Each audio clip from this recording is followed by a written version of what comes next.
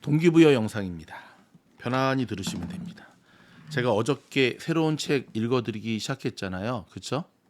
타이밍의 마법사들. 그래서 어제는 실패는 예측할 수 없다. 한결같이 성공한 전설들도 초창기에는 실패했고 청산당했고 그런 과정을 다 겪었다. 그래서 거기에 이제 어저께 그 얘기가 나왔잖아요. 하루는 본인의 매매가 너무 안심스러워가지고 자책하고 있었더니 하늘에서 소리가 들렸는데 버텨라 버텨라. 그래서 버텼더니 전설이 되었다. 많은 분들이 되게 위로를 받았다라고 얘기하시는데, 자, 여러분 혹시 이 영상을 들으시는 분들 가운데 계좌가 많이 삭제됐거나 계좌가 많이 녹아내렸거나 하시는 분들에게 꼭 필요한 이 영상인데요. 일단 한 가지, 여러분, 버티기만 한다고 주식 실력이 향상되는 거 아니에요. 저 책의 전설들은 공부를 하면서 버텼기 때문에 드디어 본인의 필살기가 완성이 되면서 전설이 된 거지, 그냥 덮어놓고 버틴다고 주식 실력이 있는 거 절대 아니에요. 자, 계좌가 삭제되고 청산되고 쪼그라들고 싫지요. 아픔이지요. 많은 사람들이 주가가 흘러내리는 것을 보면서도 손절을 못하는 이유는 손절을 하는 순간 그게 확정이 되잖아요. 그렇죠? 그리고 그렇게 손절해서 손해본 금액만큼을 메이크업할 자신도 없고, 반대인 경우도 있죠. 제가 좀 전에 어느 학생이랑 참편에 누구랑 말은 못해요. 우모 학생이랑 통화를 했는데, 야, 작년에 SMCI 추천했을 때 그때 샀대요. 수익률 300%. 근데 팔으라 그랬더니 못 팔고 있어요.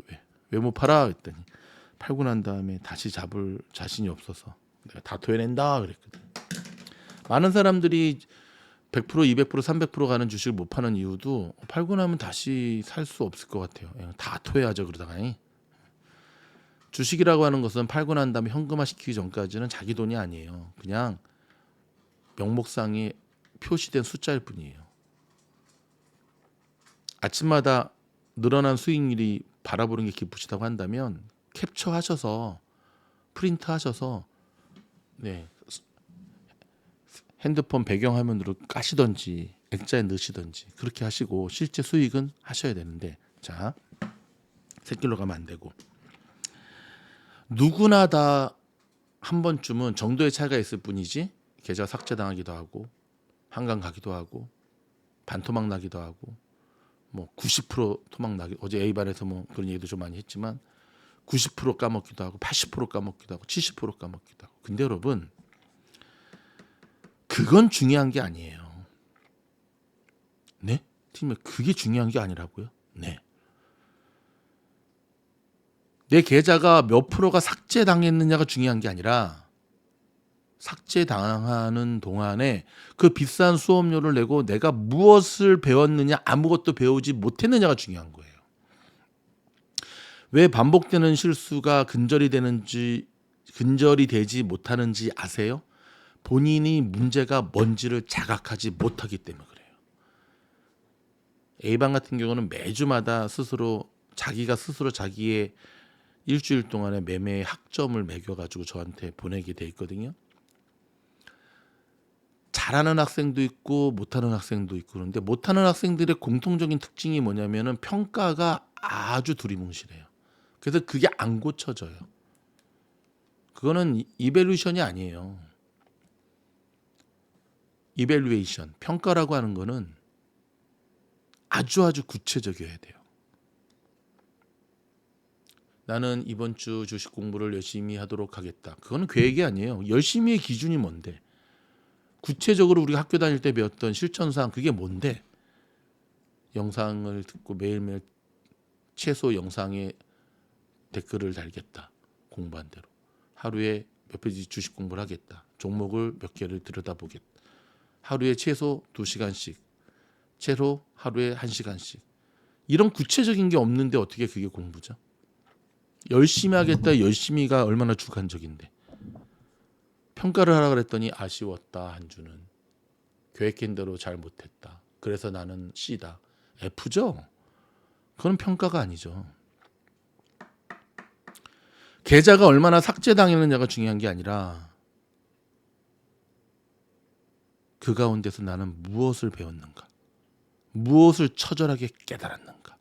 예를 들어서 나의 매매 모든 것은 다 잘하는데 손절을 못해.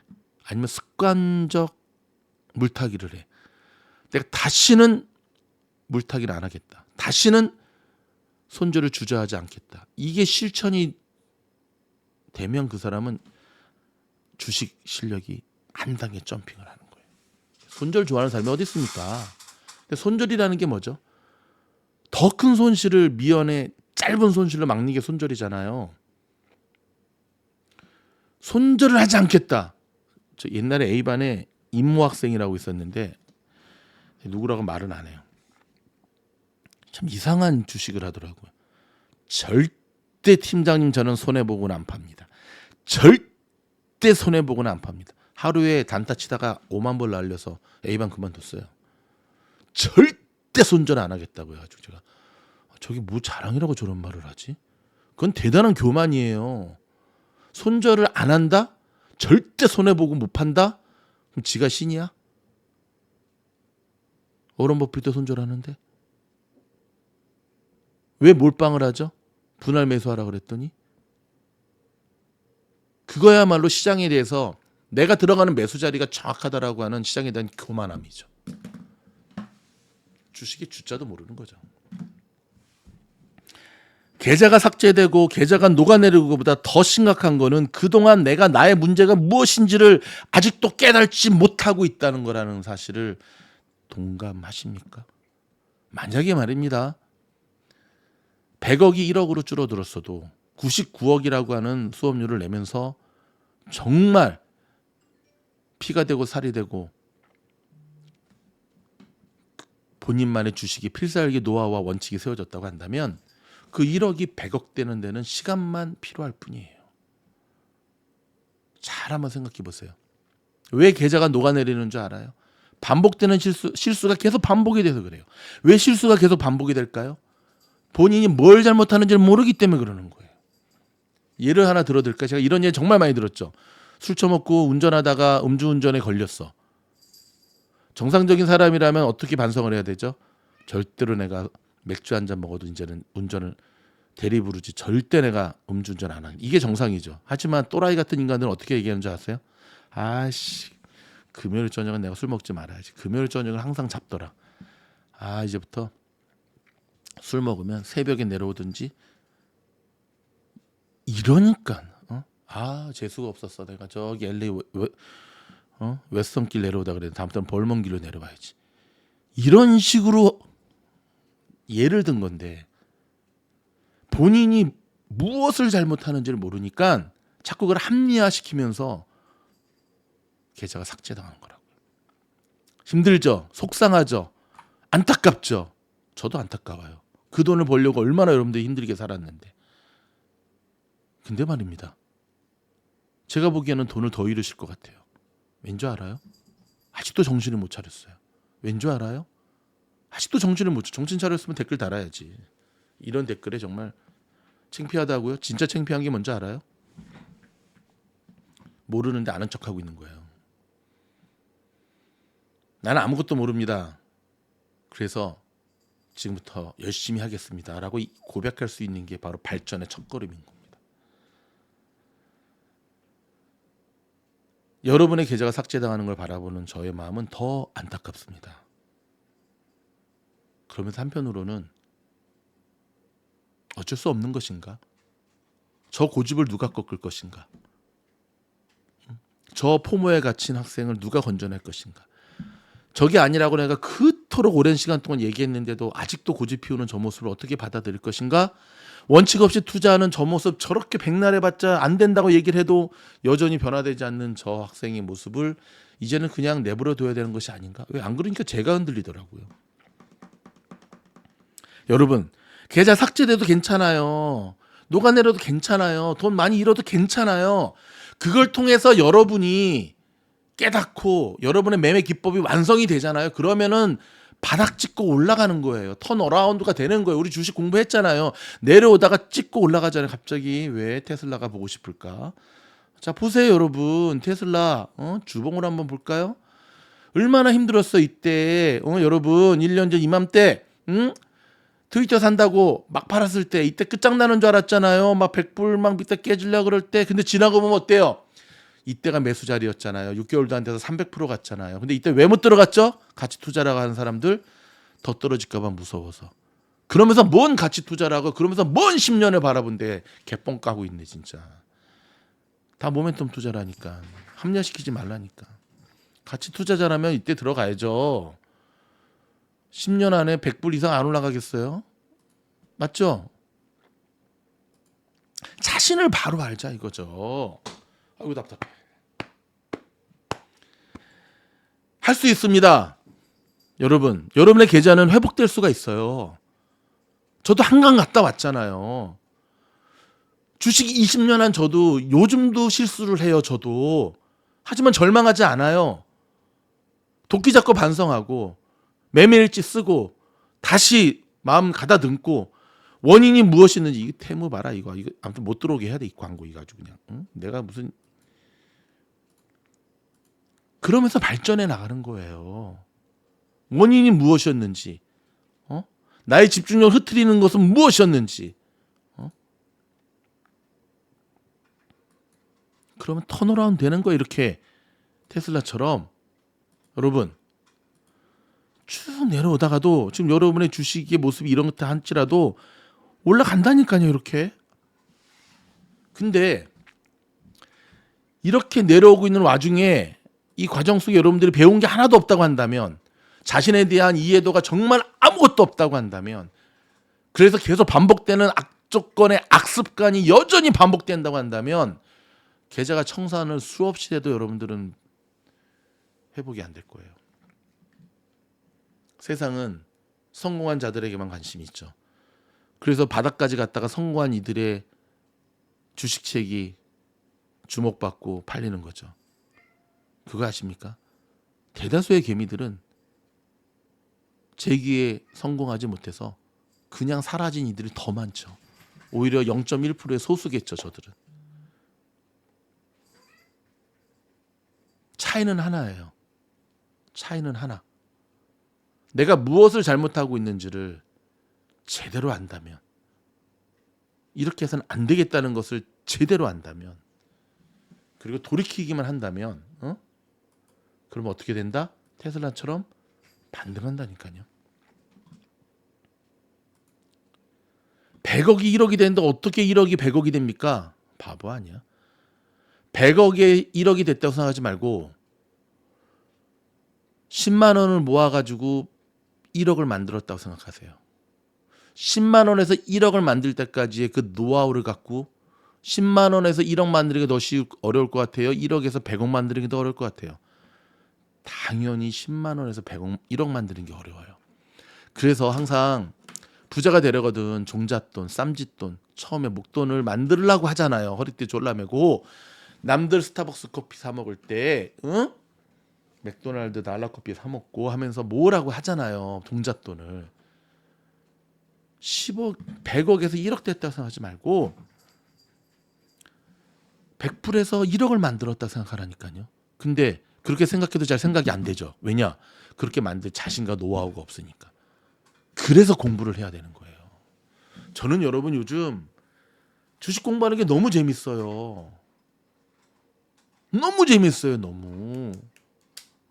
얼마나 재밌냐면 골프도 안 쳐요. 주식 공부가 너무 재밌어서. 그 재미있는 골프도 안 친다니까요. 매월 나가는 레인지볼 멤버십비가 나가는데도 왜? 너무 주식 공부가 재밌거든요. 여러분 이런 기쁨 이런 거 경험한 적 있어요? 없어요? 있으면은 이렇게 안 하지.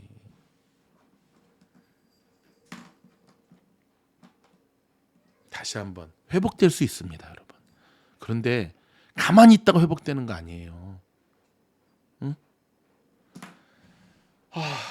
나 무슨 예화를 들어야 되나? 오케이. 이 예화 들고 이제 마무리할게요.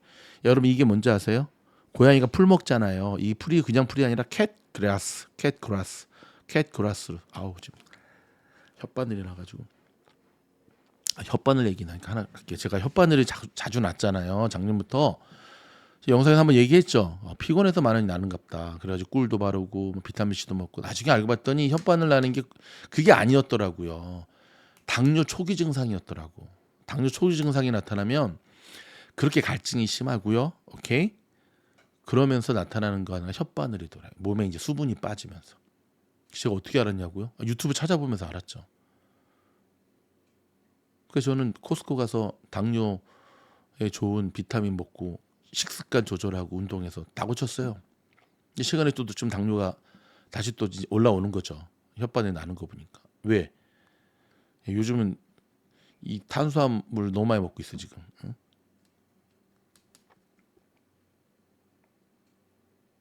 원인을 정확하게 알아야 되는데 고양이들은 이제 고양이 세수도 하고 계속 이렇게 혓바닥으로 핥거든요. 서로 칭 목욕도 해주고 그러다 보니까는 이제 이거를 해요. 이렇게 뚫어 이렇게 토해요 가끔씩.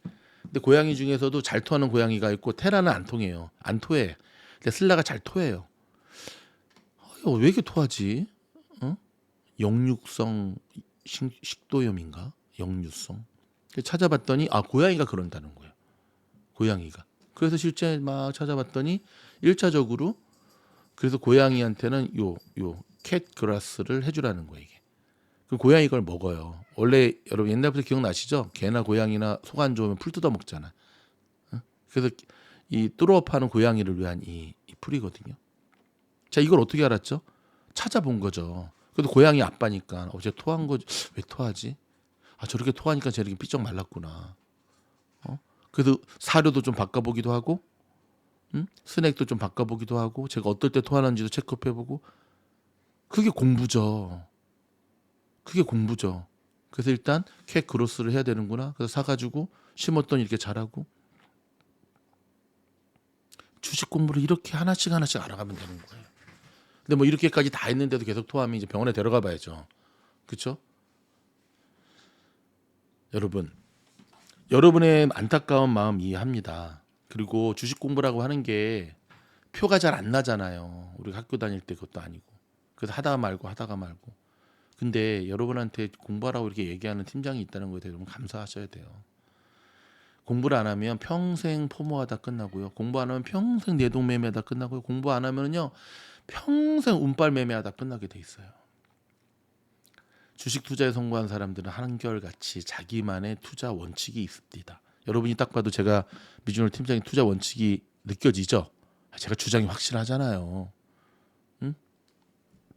본인만의. 워런 버핏은 SMCI를 샀을까요? 안 샀을까요? 안 샀겠죠. 1000불이 넘어가는 거 보고 1000% 가는 거 보고 속상했을까요? 안 속상했을까요? 안 속상하죠. 버커 헤시어가 28% 수익률 냈대잖아요. 본인만의 매매 원칙이 있기 때문에 그런 거 휘둘리지 않는 거예요. 본인만의 매매 원칙이 있기 때문에. 이제 여러분도 아시잖아요. 여러분 핀비지에서 보면 매일 몇백 프로 가는 종목들 나오잖아요. 오늘도 나오는 AKLA. 이거 못 샀다고 막 속상해하세요? 아니잖아요. 처음 초짜 때는 한번 들어갔다가 온탕 물려본 경험이 있으시면 이런 잡주들은 보통 바이오주들이 많이 그러는데 안 들어가시잖아요. 근데 홀로 같은 경우는 정기적으로 이렇게 가네 지금. 그렇죠? 자, 제가 이번 주에 이거 모의 투자 이거 할까 말까 하다가 안 했더니 오늘도 81%. 네. 하지만 후회하지 않죠. 왜? 나의 매매 원칙에 저런 종목들은 포함이 안 되니까. 여러분 계좌가 쪼그라들고 주식이 박살나고 한 것보다 더 심각한 것은 그런 과정 속에 여러분들이 아무것도 배운 게 없고 깨달은 게 없고 그래서 자기 잘못이 무엇이고 자기가 뭘 잘못하는지 자기가 어떤 투자자인지도 모르면서 계속 무지성 매매, 습관성 매매 그걸 반복하고 있다는 게 더 심각하다는 겁니다. 오히려 제대로 깨닫고 제대로 가는 걸 알았다고 한다면 안다고 한다면 그것은 수업료로 생각하시면 돼요. 그럼 이제부터 여러분의 주식은 여러분의 계좌는 회복이 될 거예요. 그럼 말이 참 두서없고 앞뒤가 없는데 제가 그래도 무슨 말을 하려는지 여러분 아시죠? 제가 무슨 말을 지금 하려고 하는지 여러분 아시죠? 힘든 거 알아요. 그런데 제가 형식적으로 하는 얘기가 아니라 주식은 그렇습니다. 열심히 하면 오히려 더 마이너스가 납니다. 주식은 열심히 하는 것보다 제대로 해야 됩니다. 많은 사람들이 그런 얘기하죠. 손절을 하고 나면 급하게 회복하려고 그러지 말고 천천히 회복해라. 1,000불 잃었으면 50불씩 20번에 걸쳐서 회복해라. 근데 잘 그렇게 안 하죠. 왜? 사람의 심리가 빨리 회복하고 싶은 마음이 있거든. 근데 그게 조급증이거든요. 그러면서 눈을 가리는 거거든요. 이 영상을 들으시는 사랑하는 미주노 가족 여러분, 제가 정말 여러분을 사랑하고 아끼는 마음에서 드리는 말씀입니다. 힘드시지만 포기하지 마십시오. 끝날 때까지 끝난 게 아닙니다. 제가 지난 주말에 모처럼 성경 말씀을 읽다가 제가 참으로 좋아했던, 제가 청년부 시절에 참으로 좋아했던 성경 말씀을 다시 한번 발견을 했습니다. 너무 여러분도 아시지만 제가 하늘 사진 찍는 거 되게 좋아하잖아요. 하늘 사진 왠지 알아요? 하늘. 지나가다가 그저께 지나가다가 제가 운전 안 했죠. 운전하다 지금 사고 나니까 순간적으로 얼바인에 노을 지는 모습 사진을 딱 찍은 거야. 제가 이거 보여드릴까요, 여러분? 한번 보여드릴게요. 보이시죠? 이게 제가 전화기로 찍은 사진이거든요. 이제 조수석에 탔다가 노을 지는 얼바인이에요. 이게 노을 지는. 깜짝 놀랐어요. 제가 지금까지 찍은 사진 중에 제일 잘 찍었어. 그 순간적으로. 제가 정말 좋아하는 말씀이 마가복음 9장 23절. If you can't, said Jesus, everything is possible for one who believes. 한국말로 할 수 있거든이 무슨 말이냐? 믿는 자에게는 능치 못할 일이 없느니라. 제가 참 좋아했던 말씀이거든요. 찬양도 그런 찬양 있잖아요. 응? 그래서 이걸 제가 이렇게 만들어서 제 푸사 사전에 이걸로 바꿨어요. 저도 성경 안 읽은 지가 하도 오래돼가지고 이게 아마 예수님이 아마 제 기억으로는 제가 청년부 때까지는 그래도 신앙이 참 좋았던 사람인데 지금도 좋다고 생각을 해요. 사짜지만 병든 아들을 데리고 어느 부모가 아버지인가 예수님을 찾아와서 예수님한테 자기 아들을 고쳐달라고 하면서 이렇게 얘기했을 거야 아마. 예수님한테 할 수 있거든 제 아들을 좀 고쳐주세요. 근데 그 얘기를 들은 예수님이 뚜껑이 열리죠. 그래서 if you can't 할 수 있거든 너 나 의심하는 거야? 응? 하면서 예수님이 할 수 있거든이 무슨 말이냐 이놈아. 성경은 고상하게 표현했겠지만 리얼하게 하면은 그렇게 의심하면서 뭘 고치려고 그래 이놈아. 돈도 안 내면서 믿는 자에게는 능치 못할 게 없는 거야. 그랬더니 이 말을 들은 아들이 I do believe 그랬나 아마 그랬을 거예요. 믿습니다 하면서 저희 믿음 없음을 용서하소서. 그러면서 예수님이 그 아들을 고쳐주고 실제 예수님이 병자들 죽은 자들 뭐 나사로 고쳐줄 때 말씀을 보면 믿음에 대한 얘기를 굉장히 많이 강조하세요. 의심하지 마십시오. 여러분의 계좌가 회복될 거라는 걸. 예수님이 하루는 바다를 걸어오시는데 그걸 보고 있던 베드로가 주님이시면 저를 명하사 바다로 걷게 하소서 해서 예수님이 했더니 바다를 걷다가 갑자기 파도를 보고 무서워가지고 하다가 깜짝 놀란 거죠. 어떻게 사람이 바다를 걷지? 물에 빠져 죽으려니까 예수님이 건져주잖아요. 그럼 예수님이 한 소리 하죠 베드로한테. 왜 의심하였느냐? 갑자기 뭐 내가 설교를 하고 있네. 죄송합니다 목사님. 여러분 의심하지 마십시오. 예수님은 우리에게 뭐 교회 안 다니시는 분도 있고 다른 종교 있는 분들도 있겠지만 저도 사자예요. 늘 병자를 고쳐주시고 기적을 행하시기 전에 믿음에 대한 것을 물어보십니다. 제가 청년 시절에 정말 고민했던 거예요. 믿음이란 과연 뭔가. 제가 그 당시에 읽었던 책의 예화 하나 알려드리고 전해드리고 마칠게요. 저는 믿음이란 신뢰라고 생각해요. 전쟁터에 고향에서 함께 자란 정말 중마고우 두 친구가 전쟁이 나서 함께 전쟁터에 군인으로 가게 되었고 같은 부대, 같은 중대, 같은 소대로 파견되게 되었습니다. 적진 깊숙이 가고 있었는데요. 자, 보통 전쟁을 하다 보면은 그렇죠. 수색대가 있고 뒤에서 엄호하는 부대가 있잖아요. 그래서 이 친구 둘이 갈라지게 됩니다. 한 친구가 수색대, 한 친구가 엄호대 쪽으로. 근데 수색대가 적진 깊숙이 수색하다가 그만 적에게 발각되어서 부상을 입게 됩니다. 부상을 입게 됩니다. 자기의 친구가 총에 맞아 피를 흘리는 거 보고 이 친구가 그 친구를 구하러 가기 시작합니다. 소대장이 명령합니다. 가지마! 가면 죽는다! 전원 퇴각하라! 여러분, 전쟁에서 소대장이 말을 안 들으면 총살이에요. 전쟁은 직결 심판이 가능합니다. 하지만 말을 듣지 않고 제가 다녀오겠습니다 하고는 갑니다.